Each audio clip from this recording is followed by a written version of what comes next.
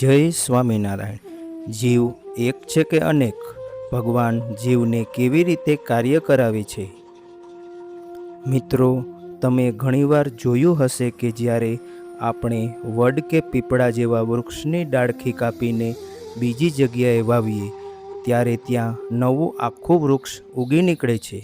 હવે અહીં એક મોટો પ્રશ્ન થાય, જો જીવ અખંડ છે, તેના ટુકડા નથી થઈ શકતા, તો એક વૃક્ષમાંથી જ્યારે બીજું વૃક્ષ બન્યું ત્યારે તે જીવના બે ભાગ થયા કે પછી તેમાં કોઈ નવા જીવે પ્રવેશ કર્યો?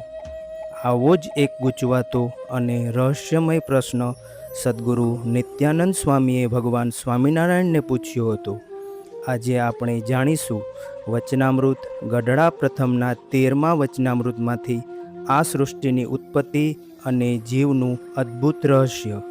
તો આ વિડીયો પૂરો જરૂર જોજો. સ્વામિનારાયણ હરે, સ્વામિનારાયણ હરે. વચનામૃત ગઢડા પ્રથમ પ્રકરણનું 13મું, વડ પીપળીની ડાળ બીજે રોપ્યાનું. સંવંત 1876ના માગસર વદી પડવાને દિવસ રાત્રિને સમયે શ્રીજી મહારાજ શ્રી ગઢડા મધ્યે દાદા ખાચરના દરબારમાં શ્રી વાસુદેવ નારાયણના મંદિરને સમીપે લીમડાના વૃક્ષની હેઠે ઓટા ઉપર ઢોલિયો ઢળાવીને વિરાજમાન હતા અને રાતો સુરવાળ પહેર્યો હતો અને રાતી ડગલી પહેરી હતી અને માથે સોનેરું સેલું બાંધ્યું હતું અને કટીને વિશે સોનેરું સેલું બાંધ્યું હતું અને કંઠને વિશે મોતીની માળાઓ પહેરી હતી અને પાઘને વિશે મોતીના તોરા લટકતા મૂક્યા હતા અને પોતાના મુખારવિંદની આગળ મુનિ તથા દેશ દેશના હરિભક્તની સભા ભરાઈને બેઠી હતી. પછી શ્રીજી મહારાજને નિત્યાનંદ સ્વામીએ પ્રશ્ન પૂછ્યો છે, દેહ પ્રત્યેક જીવ એક છે કે અનેક છે? અને જો એક કહેશો તો વડ પીપળ આદિ જે વૃક્ષ છે તેની ડાળખીઓ કાપીને બીજે ઠેકાણે રોપે છે ત્યારે તેવું ને તેવું જ વૃક્ષ થાય છે, અને તે એક જીવ બે પ્રકારે થયો કે બીજે જીવે પ્રવેશ કર્યો. અને કહેશો જે એ તો એનો એ જ જીવ છે, તો જીવ તો અખંડ છે અને અચ્યુત છે, તે કપાણો કેમ? ત્યારે શ્રીજી મહારાજ બોલ્યા જે, લ્યો એનો ઉત્તર કરીએ જે. શ્રી કૃષ્ણ ભગવાન છે, તેની પ્રકૃતિ અને પુરુષ એ બે શક્તિઓ છે. તે જગતની ઉત્પત્તિ, સ્થિતિ અને પ્રલય તેનું કારણ છે.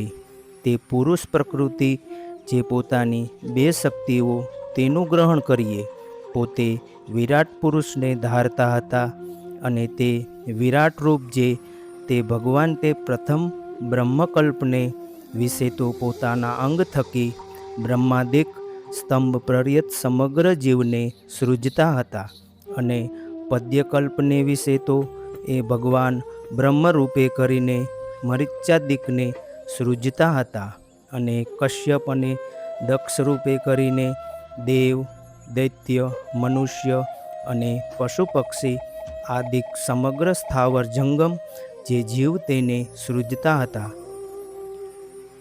એવા જે શ્રી કૃષ્ણ ભગવાન તે પુરુષ પ્રકૃતિ રૂપ જે પોતાની શક્તિ તેને સહિત થકા જીવ પ્રત્યે અંતર્યામી રૂપે રહ્યા છે, અને જે જીવે જેવા કર્મ કર્યા છે તે જીવને તેવા દેહને પમાડે છે, અને તે જીવને તેણે પૂર્વજન્મને વિશે કેટલાક કર્મ તો સત્વગુણ પ્રધાનપણે કરીને કર્યા છે, અને કેટલાક કર્મ તો રજોગુણ પ્રધાનપણે કરીને કર્યા છે, અને કેટલાક કર્મ તો તમોગુણ પ્રધાનપણે કરીને કર્યા છે.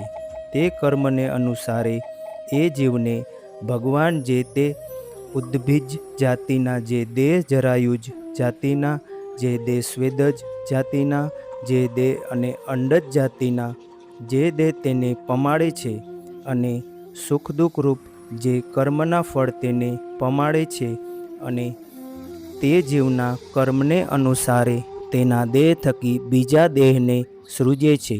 જેમ કશ્યપ આદિ પ્રજાપતિના દેહ થકી અનેક જાતિના દેહને સૃજતા હતા, તેમ તેના એ ભગવાન અંતર્યામી રૂપે કરીને સમગ્ર જીવ પ્રત્યેક થકા રહ્યા. જે દેહ થકી જેમ ઉપજ્યાની રીત હોય તેમ બીજા દેહને ઉપજાવે છે, પણ જે જીવ થકી બીજા દેહને ઉપજાવે છે તે જીવ જ અનેક રૂપે થાય તેમ નથી. એ તો જે જીવને જેના દેહ થકી ઉપજ્યાનો કર્મ સંબંધ પ્રાપ્ત થયો હોય તે જીવને તે દ્વારા એ ઉપજાવે છે. ઇતિ વચનામૃતમ 13. ભલા ભક્તો, આ 13મા વચનામૃતમાં નિત્યાનંદ સ્વામીએ એક બહુ જ ગૂઢ પ્રશ્ન પૂછ્યો છે. વડ કે પીપળાની ડાળી કાપીને જ્યારે બીજે રોપવામાં આવે ત્યારે એમાંથી નવું વૃક્ષ બને છે, તો શું એ જૂનો જીવ કપાઈને 2 ભાગમાં વહેંચાયો કે પછી કોઈ નવો જીવ એમાં આવ્યો? કારણ કે શાસ્ત્ર તો કહે છે કે જીવ અખંડ છે, તેના ટુકડા થઈ શકતા નથી. શ્રીજી મહારાજે આ શંકાનું સમાધાન કરતા અદ્ભુત રહસ્ય ખોલ્યું છે. શ્રીજી મહારાજ કહે છે કે જીવ ક્યારેય કપાતો નથી. સાક્ષાત ભગવાન પ્રત્યેક જીવમાં અંતર્યામી રૂપે બિરાજમાન છે. જીવે પૂર્વજન્મમાં જેવા કર્મો કર્યા હોય તે કર્મોના બંધન અને નિયતિ અનુસાર જ ભગવાન તેને વનસ્પતિ કે અન્ય દેહ પમાડે છે. વડની ડાળીમાંથી જે નવું વૃક્ષ બને છે તે વાસ્તવમાં પૂર્વકર્મના સંબંધથી બંધાયેલો એક નવો જ જીવ તે ડાળીના માધ્યમ દ્વારા ત્યાં પ્રગટ થાય છે. આ વચનામૃત આપણને સમજાવે છે કે આપણા કર્મોનું વિજ્ઞાન કેટલું પ્રબળ છે. ભગવાન આપણા દરેક કર્મ ઉપર નજર રાખે છે અને અંતર્યામી રહીને ફળ આપે છે. જો આપણે પણ આપણી જિંદગી સાચે જ યુગાતીત બનાવી હોય તો સત્કર્મ કરી ભગવાનના શરણમાં જવું પડશે. જો શ્રીજી મહારાજનો આ જ્ઞાનસર ઉપદેશ તમને ગમ્યો હોય તો વિડીયોને લાઈક કરજો અને કમેન્ટમાં જય સ્વામિનારાયણ અચૂક લખજો. આવા જ દિવ્ય જ્ઞાન બીજા ભક્તો સુધી પહોંચાડવા વિડીયોને વધુમાં વધુ શેર કરજો અને આવા જ વચનામૃત સાંભળવા માટે અમારી ચેનલને સબસ્ક્રાઈબ કરવાનું ભૂલતા નહીં. જય સ્વામિનારાયણ.